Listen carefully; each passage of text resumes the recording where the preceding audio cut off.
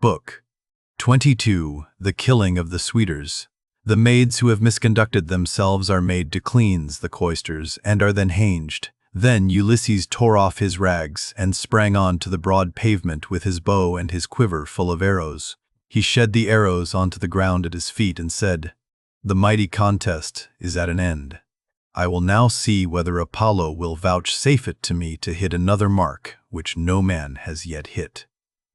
On this he aimed a deadly arrow at Antinous, who was about to take up a two-handled gold cup to drink his wine, and already had it in his hands.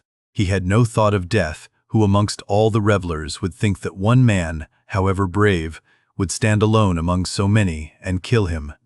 The arrow struck Antinous in the throat, and the point went clean through his neck, so that he fell over and the cup dropped from his hand, while a thick stream of blood gushed from his nostrils. He kicked the table from him and upset the things on it, so that the bread and roasted meats were all soiled as they fell over onto the ground. The suitors were in an uproar when they saw that a man had been hit. They sprang in dismay, one and all of them from their seats, and looked everywhere towards the walls, but there was neither shield nor spear, and they rebuked Ulysses very angrily. "Stranger," said they, "you shall pay for shooting people in this way. You shall see no other contest. You are a doomed man. He whom you have slain was the foremost youth in Ithaca, and the vultures shall devour you for having killed him." Thus they spoke, for they thought that he had killed Antinous by mistake, and did not perceive that death was hanging over the head of every one of them. But Ulysses glared at them and said, "Dogs, did you think that I should not come back from Troy? You have wasted my substance, have forced my women servants to lie with you, and have wooed my wife while I was still living. You have feared neither God nor man, and now you shall die." They turned pale with fear as he spoke, and every man looked round about to see whither he might fly for safety, but Eurymachus alone spoke. "If you are Ulysses," said he, "then what you have said is just. We have done much wrong on your lands and in your house." But Antinous, who was the head and front of the offending, lies low already. It was all his doing. It was not that he wanted to marry Penelope. He did not so much care about that. What he wanted was something quite different, and Jove has not vouchsafed it to him. He wanted to kill your son and to be chief man in Ithaca. Now, therefore, that he has met the death which was his due, spare the lives of your people. We will make everything good among ourselves, and pay you in full for all that we have eaten and drunk. Each one of us shall pay you a fine worth 20 oxen, and we will keep on giving you gold and bronze till your heart is softened. Until we have done this, no one can complain of your being enraged against us."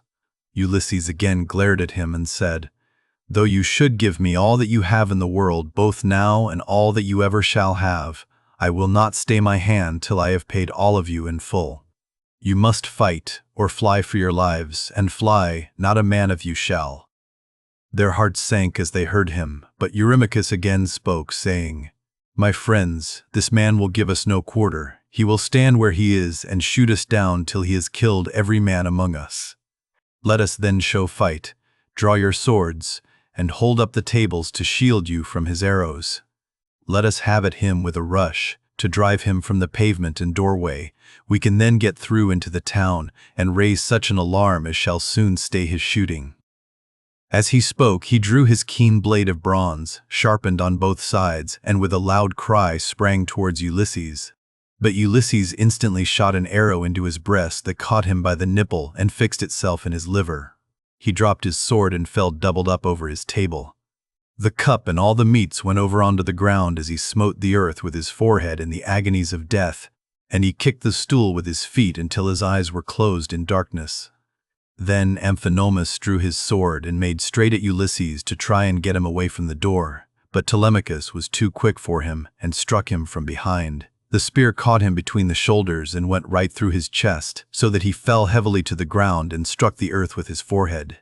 Then Telemachus sprang away from him, leaving his spear still in the body, for he feared that if he stayed to draw it out, some one of the Achaeans might come up and hack at him with his sword, or knock him down.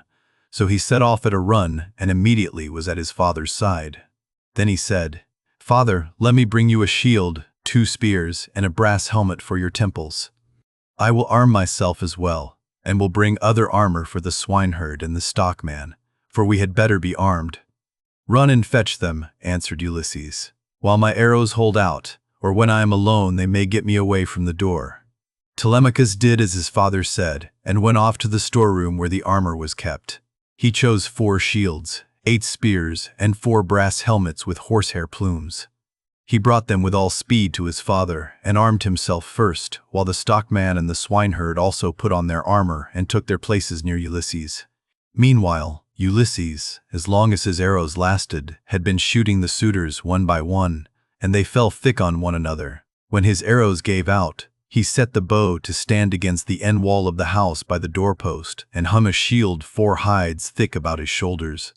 On his comely head he set his helmet, well wrought with a crest of horsehair that nodded menacingly above it, and he grasped 2 redoubtable bronze-shod spears. Now there was a trapdoor on the wall, while at one end of the pavement there was an exit leading to a narrow passage, and this exit was closed by a well-made door. Ulysses told Philoetius to stand by this door and guard it, for only one person could attack it at a time. But Agelaus shouted out, "Cannot someone go up to the trapdoor and tell the people what is going on? Help would come at once, and we should soon make an end of this man and his shooting." "This may not be, Agelaus," answered Melanthius. "The mouth of the narrow passage is dangerously near the entrance to the outer court. One brave man could prevent any number from getting in. But I know what I will do. I will bring you arms from the storeroom, for I am sure it is there that Ulysses and his son have put them." On this, the goatherd Melanthius went by back passages to the storeroom of Ulysses's house. There he chose 12 shields, with as many helmets and spears, and brought them back as fast as he could to give them to the suitors. Ulysses's heart began to fail him when he saw the suitors putting on their armor and brandishing their spears. He saw the greatness of the danger, and said to Telemachus, "Some one of the women inside is helping the suitors against us, or it may be Melanthius." Telemachus answered, "The fault, father, is mine, and mine only. I left the storeroom door open, and they have kept a sharper lookout than I have.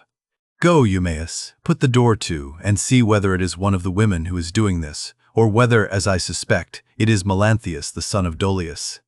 Thus did they converse.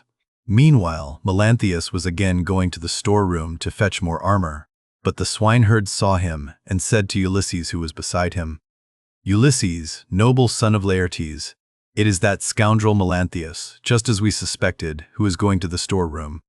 Say, shall I kill him if I can get the better of him, or shall I bring him here that you may take your own revenge for all the many wrongs that he has done in your house?" Ulysses answered, "Telemachus and I will hold these suitors in check, no matter what they do. Go back both of you, and bind Melanthius's hands and feet behind him. Throw him into the storeroom, and make the door fast behind you. Then fasten a noose about his body, and string him close up to the rafters from a high bearing post, that he may linger on in an agony." Thus did he speak, and they did even as he had said. They went to the storeroom, which they entered before Melanthius saw them, for he was busy searching for arms in the innermost part of the room, so the two took their stand on either side of the door and waited. By and by Melanthius came out with a helmet in one hand, and an old dry-rotted shield in the other, which had been borne by Laertes when he was young, but which had been long since thrown aside, and the straps had become unsewn. On this the two seized him, dragged him back by the hair, and threw him struggling to the ground. They bent his hands and feet well behind his back, and bound them tight with a painful bond as Ulysses had told them. Then they fastened a noose about his body and strung him up from a high pillar till he was close up to the rafters, and over him did you then vaunt, O swineherd Eumaeus, saying, "Melanthius, you will pass the night on a soft bed as you deserve. You will know very well when morning comes from the streams of Oceanus, and it is time for you to be driving in your goats for the suitors to feast on." There then they left him in very cruel bondage, and having put on their armor they closed the door behind them and went back to take their places by the side of Ulysses, whereon the 4 men stood in the cloister, fierce and full of fury. Nevertheless, those who were in the body of the court were still both brave and many. Then Jove's daughter Minerva came up to them, having assumed the voice and form of Mentor. Ulysses was glad when he saw her and said, "Mentor, lend me your help, and forget not your old comrade, nor the many good turns he has done you. Besides, you are my age-mate." But all the time he felt sure it was Minerva, and the suitors from the other side raised an uproar when they saw her. Agelaus was the first to reproach her. "Mentor," he cried, "do not let Ulysses beguile you into siding with him and fighting the suitors. This is what we will do. When we have killed these people, father and son, we will kill you too. You shall pay for it with your head, and when we have killed you, we will take all you have, indoors or out, and bring it into hotchpot with Ulysses's property. We will not let your sons live in your house, nor your daughters, nor shall your widow continue to live in the city of Ithaca." This made Minerva still more furious, so she scolded Ulysses very angrily. "Ulysses," said she, "your strength and prowess are no longer what they were when you fought for 9 long years among the Trojans about the noble lady Helen. You killed many a man in those days, and it was through your stratagem that Priam's city was taken.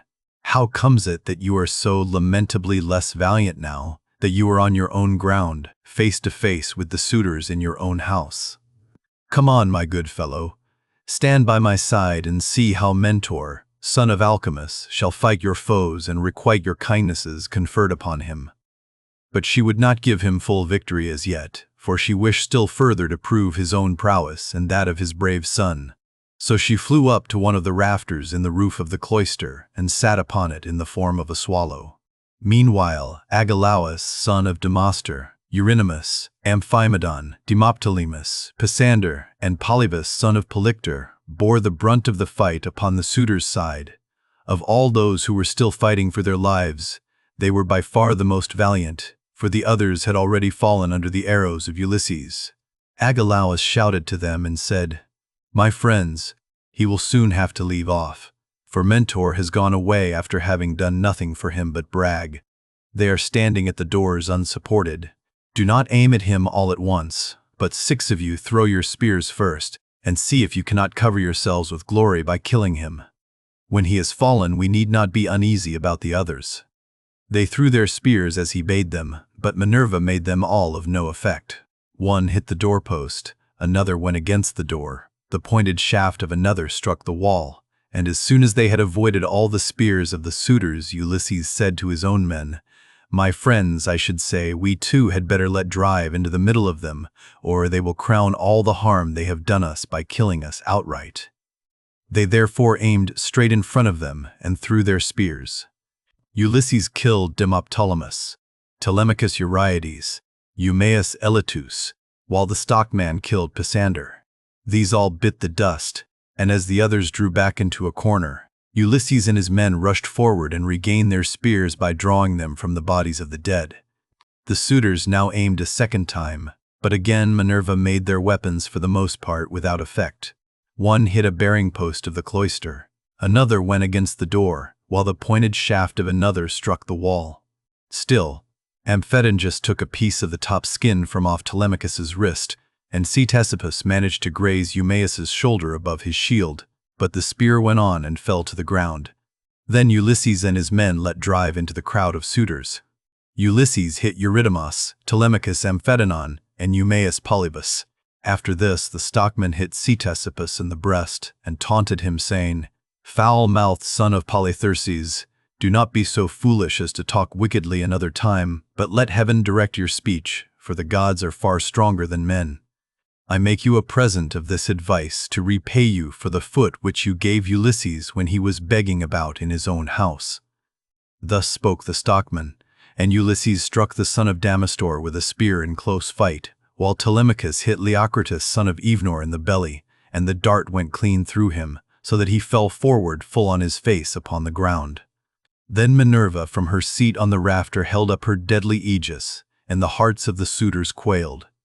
They fled to the other end of the court like a herd of cattle maddened by the gadfly in early summer when the days are at their longest.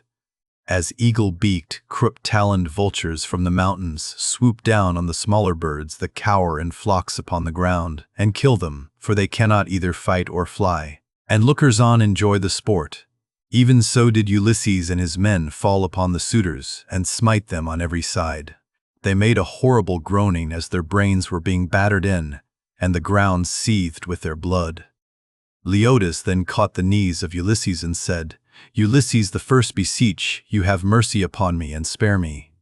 I never wronged any of the women in your house either in word or deed, and I tried to stop the others.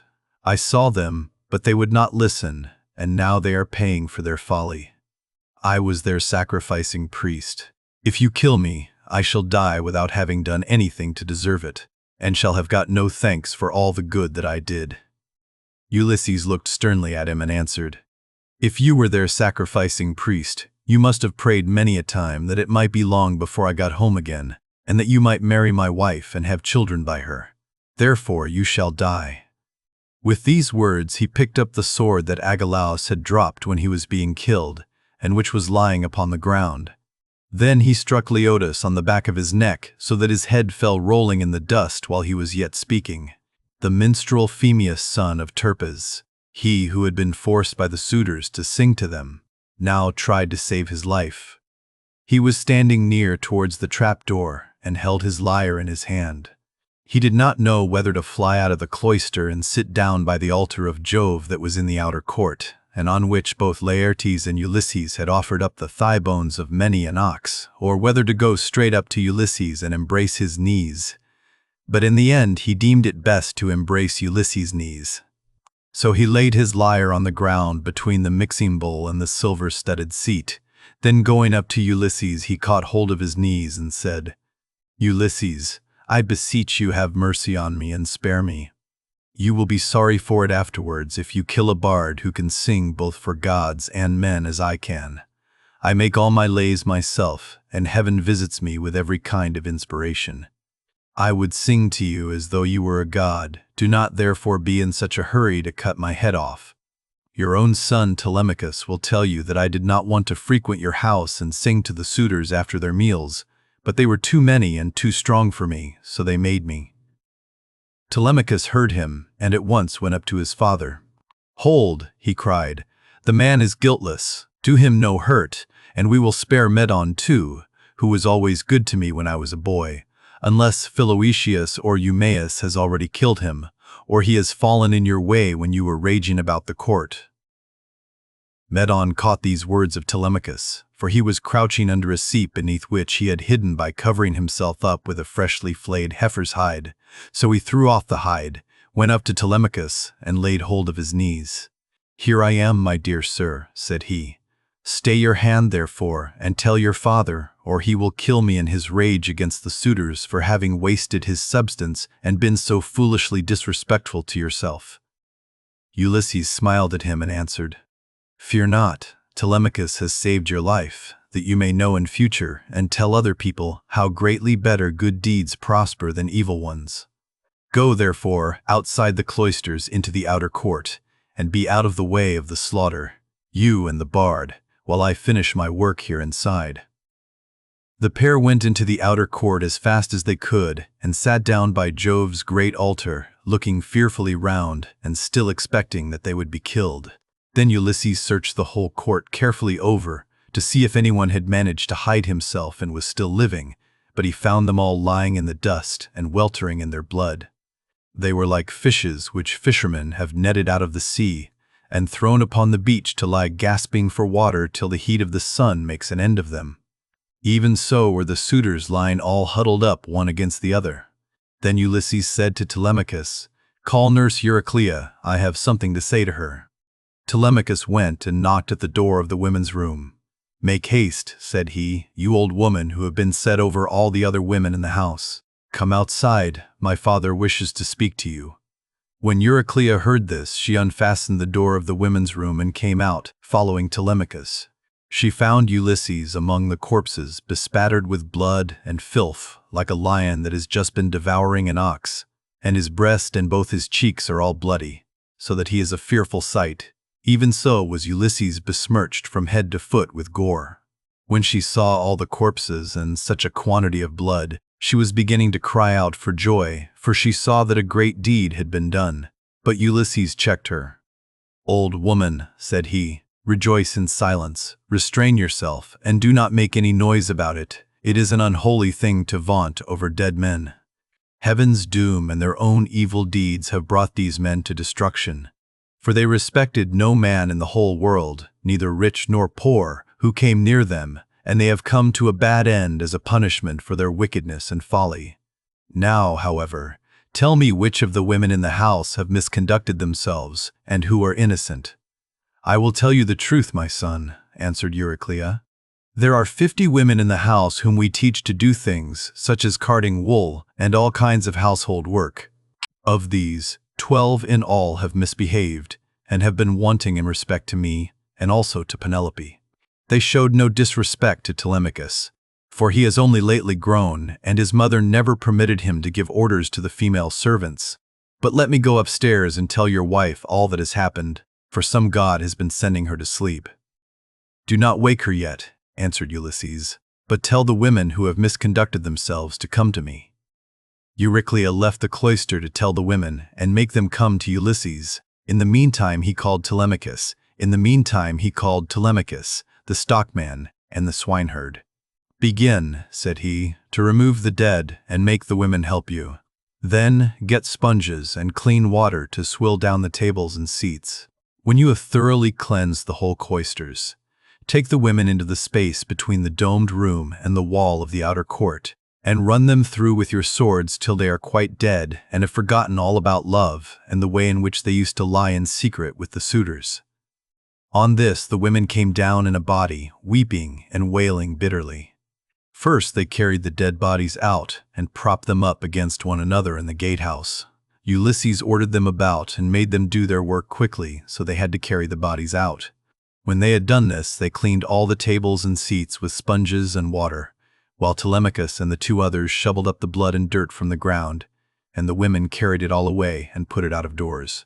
Then when they had made the whole place quite clean and orderly, they took the women out and hemmed them in the narrow space between the wall of the domed room and that of the yard, so that they could not get away. And Telemachus said to the other 2, "I shall not let these women die a clean death, for they were insolent to me and my mother, and used to sleep with the suitors." So saying, he made a ship's cable fast to one of the bearing posts that supported the roof of the domed room, and secured it all around the building at a good height, lest any of the women's feet should touch the ground, and as thrushes or doves beat against a net that has been set for them in a thicket just as they were getting to their nest, and a terrible fate awaits them, their feet moved convulsively for a while, but not for very long. As for Melanthius, they took him through the cloister into the inner court. There they cut off his nose and his ears, they drew out his vitals and gave them to the dogs raw, and then in their fury they cut off his hands and his feet.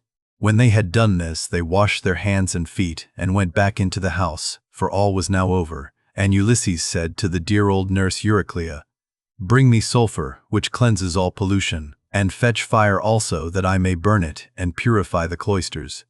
Go, moreover, and tell Penelope to come here with her attendants, and also all the maidservants that are in the house." "All that you have said is true," answered Euryclea, "but let me bring you some clean clothes, a shirt and cloak. Do not keep these rags on your back any longer. It is not right." "First light me a fire," replied Ulysses. She brought the fire and sulfur, as he had bidden her, and Ulysses thoroughly purified the cloisters and both the inner and outer courts.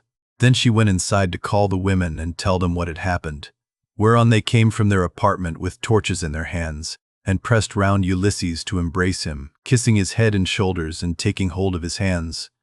It made him feel as if he should like to weep, for he remembered every one of them,